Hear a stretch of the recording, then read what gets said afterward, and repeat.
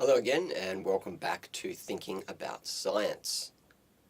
Today we're going to be talking about scientific epistemology and in particular about rationalism and empiricism. So, the question this lecture addresses is what makes scientific knowledge so good?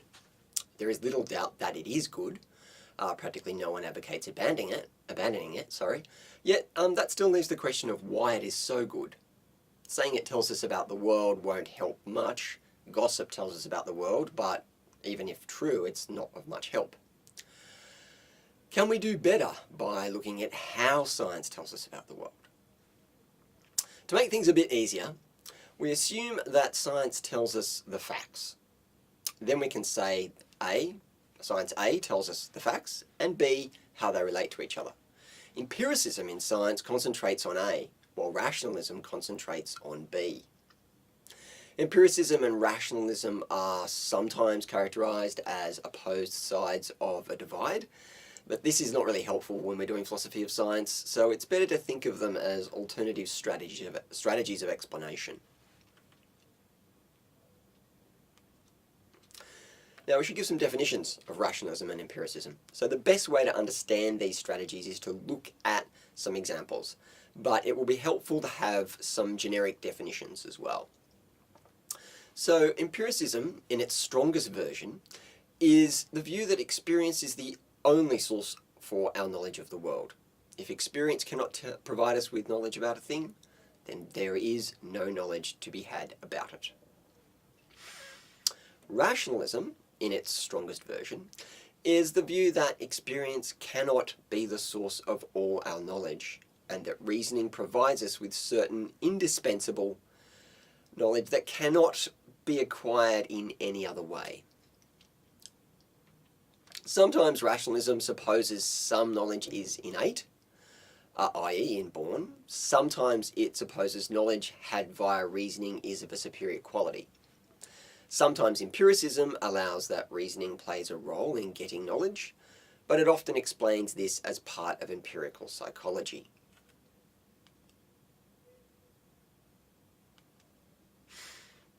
Now, we should start with an empiricist analysis. As an example. So David Hume gives a justly famous example of the analytical use of an empiricist strategy of explanation with his analysis of inductive inference.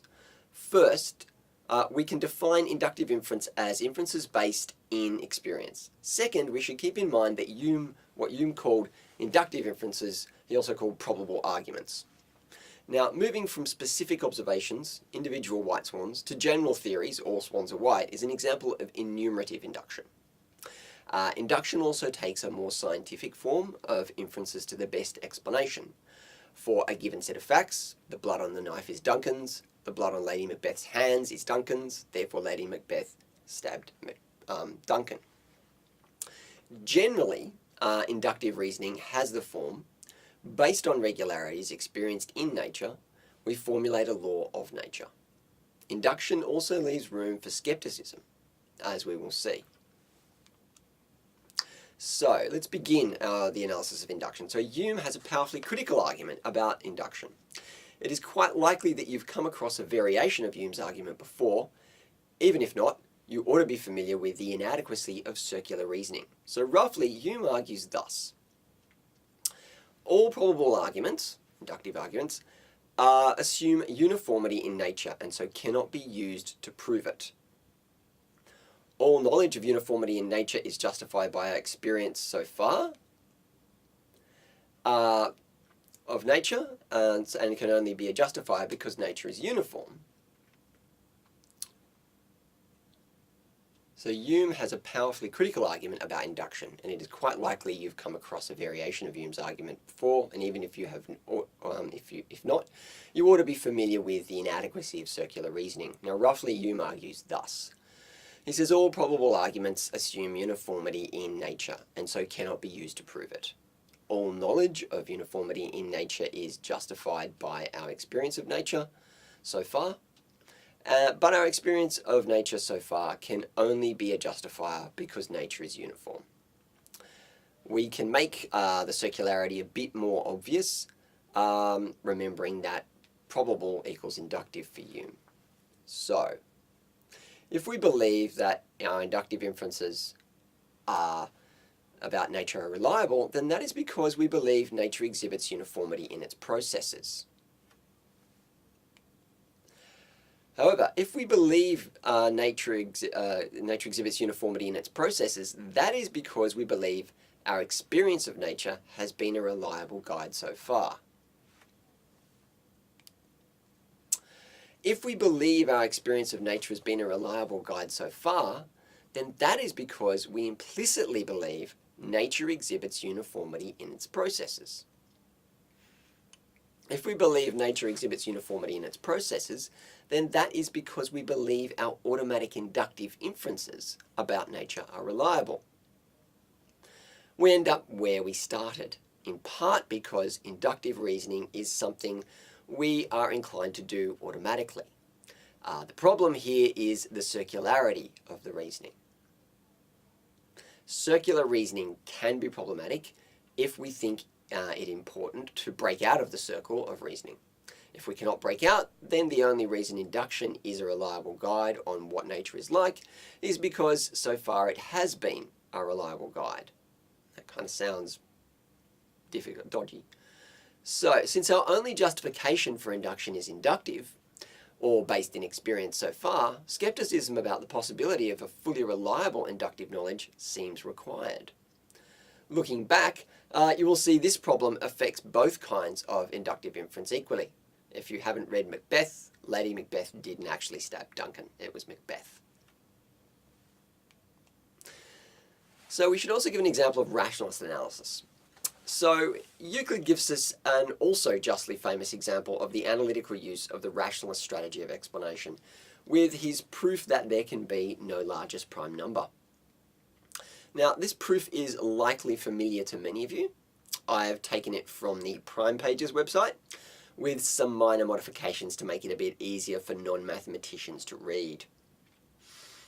First, we should remember that 1 is not a prime number, and the only divisors a prime number has are 1 and that number itself. Suppose that P1 is equal to 2, P2 is equal to 3, and so on all the way up to PR, which is the largest prime. And that all the primes this is all the primes that we have. Now, let P equal the product of multiplying P1 by P2 up to PR and adding 1. Now, let small p be a prime dividing large P. Then small p cannot be any of P1, P2 all the way up to PR. Otherwise, small p would divide the difference, that is P, large P, minus P1 times P2 up to PR, which would be 1. Now, which is impossible. So this prime, small p, is still another prime, and P1, P2 up to PR would not be all the primes. Now, we can show the mechanics of the proof by playing with a toy example. So suppose that we think we've listed all the primes that there are, and suppose we think there are only 2, 3 and 5. Now, we do the calculation and we end up with a total of 16. We are to suppose there is a prime P that could divide 16 into a whole number. Is there such a prime as P? How about 2? It divides 16 into the whole number 8, and 2 is prime. So our original list was incomplete, and we need to add the new prime, 2, to get a newer list of primes. Suppose we think our newer list of primes is complete. We have 2, 3, and 5. We do the calculation and we end up with 31. Now, we are to suppose there is a prime P that could divide 31 into a whole number. Is there such a prime P? Well, P can't be 2, and it can't be 3, and it can't be 5, because in each case, when dividing 31, there would still be 1 to divide, and hence the division would not be into a whole number. How about 31? It divides 31 into a whole number, namely 1, and 31 is prime. So our newer list was incomplete, and we need to add the new prime 31 to get an even newer list of primes that has 2, 3, 5, and 31. Note that this is only a proof that there is no largest prime, and not a method for listing all the prime numbers there might be. Now, this is an example of, this is an intuition and deduction strategy of explanation. We take the propositions whose truth we can intuit, and doing an analysis via application of rules of deductive reasoning, we get to new knowledge. Since there is an infinite number of primes, this intuition and deduction strategy seems indispensable for getting at this knowledge about primes. Some philosophers would say this shows that the knowledge got by using this intuition and deduction strategy is always superior to knowledge acquired in other ways. Now, both rationalism and empiricism played a role in making the Copernican revolution into a turning point in the history of science. The implications of rationalist reasoning about the constitution of the universe moved from being mostly something belonging to the realm of metaphysics, the realm that deals with the nature of the world beyond the physical, to being part of the natural philosophy, or the investigation of nature. And the yield produced by empiricist investigation of nature was increased dramatically by the effects of the introduction of a range of technologies in the Renaissance, including technologies of magnification, magnetism, and horology, or timekeeping. Now, these facts make it a very good period to look at for examples of these two strategies of explanation. However, we need to keep in mind that our examples will often be a little messy and not entirely examples of either rationalist or empiricist strategies of explanation. And this is in keeping with their statuses of strategies of explanation rather than philosophical positions. And it is also because in the history of science we make use of here takes into account psychological factors that the philosophy of science tends to abstract away from. So, Copernicus presents us with a rationalist argument for heliocentrism by refuting its rival geocentrism. He tries to show that a key premise or proposition of the geocentrist theory leads to highly implausible or illogical outcomes. So he reasons as follows. The geocentric view presupposes the whole universe rotates around the Earth. The more accelerated the motion of an object, the more likely it will be to be torn apart. So this is the effect of, say, centrifugal forces. Now, given it is so big, the universe must be undergoing very accelerated rotational motion to turn about the terrestrial poles, that is around the Earth, once every 24 hours. The only way that the universe could keep from tearing apart is if it was constantly expanding. However, if the universe is constantly expanding, then to cover the same amount of rotational distance in the same amount of time, its rotational motion must be constantly accelerating. This is to keep the relative distances between the observed stars constant. This means the universe must be traversing an infinite rotational distance with an infinitely accelerating rotational motion. Now, it's an axiom of physics, or it was at the time, that you cannot traverse an infinite distance. So it is not possible that the universe traverses an infinite rotational distance, even if it is moving with an infinitely accelerating rotational motion. Note that the stars and other bodies that make up the universe would have to keep expanding as well, because they'd have to be larger and larger if they were traversing this infinite rotational distances in an infinitely accelerating rotational motion. Otherwise, they'd quickly shrink and be too small to see. So the geocentric view has three implausible consequences. The universe is infinitely rotationally expanding, the universe has infinitely accelerating rotational motion, and various bodies in the universe are undergoing potentially infinite enlargement. Now, in his argument, Copernicus appeals only to what he takes to be a well-known intuitive principles of physics, and what might be deduced from them, and the supposition that the universe does in fact rotate once every 24 hours about the Earth's polar axis. Were his well-known principles of physics also intuitive for us, we would have good reason to accept the conclusion he arrives at, just as Galileo did. Now, some messy bits of Copernicus's argument have been excluded to make it a little easier to see its rationalist core in this case.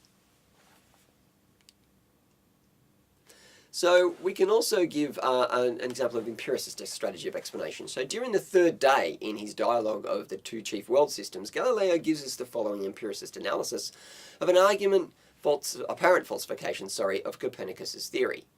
Copernicus's theory predicts the significant changes in the sizes and brightness of celestial bodies, the celestial bodies Mars and Venus, due to the relative positions between them and Earth during their orbits around the Sun.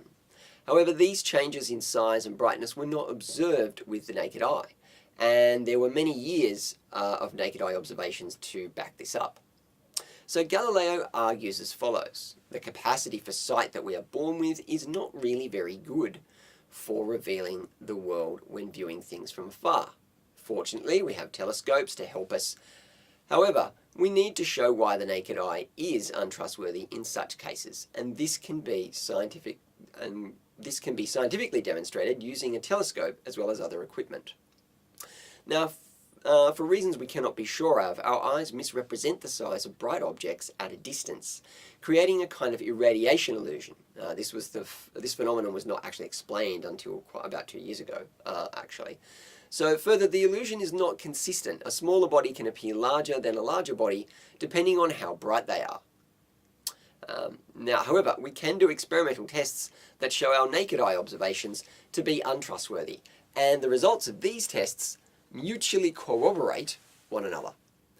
We can check naked eye observations with a telescope, or a card with a hole in it, or even a curled up hand like that, and in all cases, the bright object observed at a distance has its irradiation or its halo removed and appears a different size to the size it appeared to the naked eye.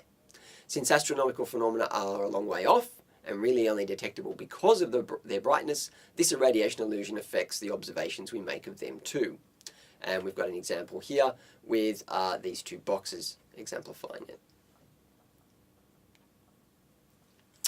Now, Galileo cannot really tell us why the irradiation illusion occurs. He hazards some hypotheses, but they are not very plausible.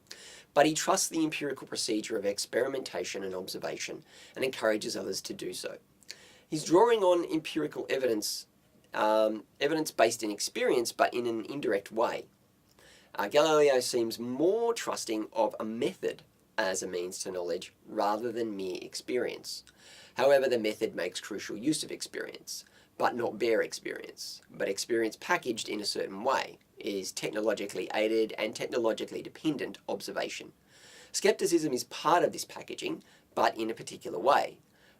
Be skeptical of that which cannot be confirmed over many corroborating tests.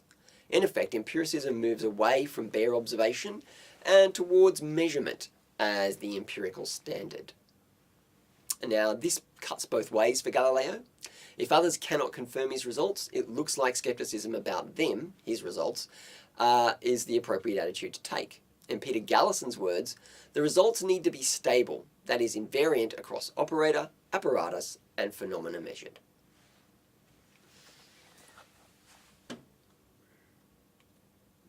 So, just to recap for today, we talked a bit about scientific epistemology, and then I defined empiricism and rationalism. And we looked at an example of an empirical analysis of inductive inference from Hume, and then an example of a rationalist analysis of the infinity of primes from Euclid.